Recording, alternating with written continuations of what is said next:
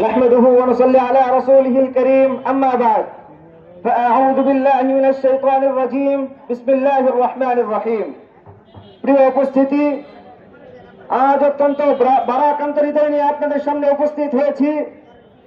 আমরা 2024-এ 2000 মায়ের বুক খালি করে আমরা যেই স্বাধীনতা অর্জন করেছিলাম, আমরা যেই রক্ত দিয়েছিলাম, আজকে আমাদের সেই রক্তের সাথে বেইমানি করা হচ্ছে। আজকে আমাদের বোনদেরকে ধর্ষণের শিকার করা হচ্ছে। আজকে মসজিদের ইমামদেরকে ধরে ধরে গণপিটুনি দিয়ে জাতির সামনে তারা উলামায়ে কেরামকে ঘৃণ্যতম ষড়যন্ত্রের অধ্যায় রচিত করছে। আজকে একদিকে কওমি মাদ্রাসার উপর যেভাবে ষড়যন্ত্র চলছে, অপরদিকে দেশের ইমান ইসলামের উপর আঘাত হানা হচ্ছে। এহেন পরিস্থিতিতে শুধু একটি কথাই বলবো, আমরা আমাদের মায়ের কাছ থেকে বিদায় নিয়ে এসেছি।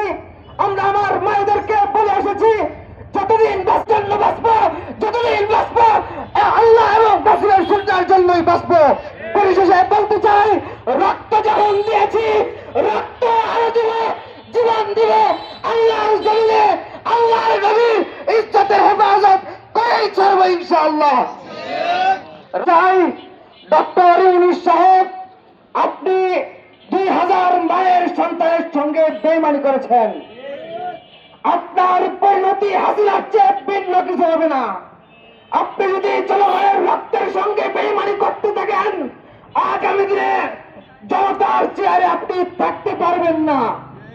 সুতরাং পরিষ্কার ভাষায় বলতে চাই, কোরআন ইসলামের উপর যেই আঘাত আসবে, যেই কোরআনের উপর আঘাত হানবে, সে যেও কেউ হোক না কেন এই বাংলার মাটিতে টিকতে পারবে না, টিকতে পারবে না।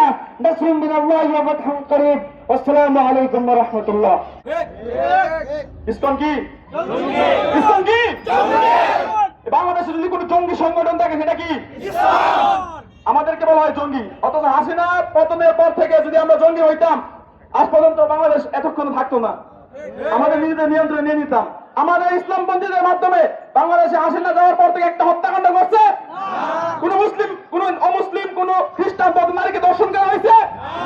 কিন্তু ইসকন ঠিকই করছে, ওরা দর্শন করছে এবং আমাদের ভাইদেরকে হত্যা করছে।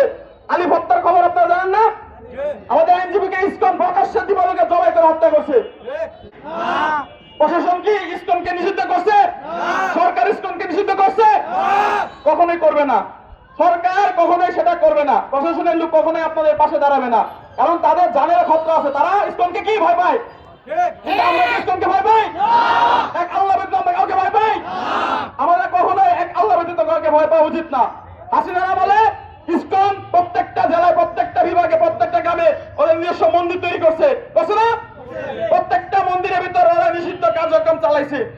যখন হাসিনা পলাইছে, তারা এখন প্রকাশ্যে বের হয়েছে এবং তাদের অপকর্মের বিরুদ্ধে যারা কথা বলে, তারা তাদেরকে টার্গেট করে কিলিং করা শুরু করছে। আপনারা গত 2 দিন ধরে দেখছেন, আমাদের একজন ইমামকে পঞ্চগড় পর্যন্ত নিয়ে গেছে, অত্যাচার করা হয়েছে, ওনাকে বেইজ্জতি করা হয়েছে। ইভেন ওনার বিরুদ্ধে যদি আমরা কথা না বলতাম, ওনাকে হত্যা করে ভারত পাঠিয়ে দেওয়া হইতো। এত কিছুর পরেও কি আপনারা ইসকনকে কি বলবেন? ইসকনকে 72 ঘন্টার মধ্যে নিষিদ্ধ ঘোষণা করতে হবে এবং জঙ্গি ঘোষণা নিষিদ্ধ করতে হবে। আপনারা জানেন 2014 সাল থেকে শুরু করে মানুষ নির্যাতিত হয়েছে। ইসকনের যে প্রধান মন্দির সেটা হচ্ছে ঢাকার স্বামীবাগে। 2014 সালে স্বামীবাগে যখন ইসকনের রথযাত্রা হয়, তারা ইসকন মসজিদের ইমামকে হুমকি দিয়ে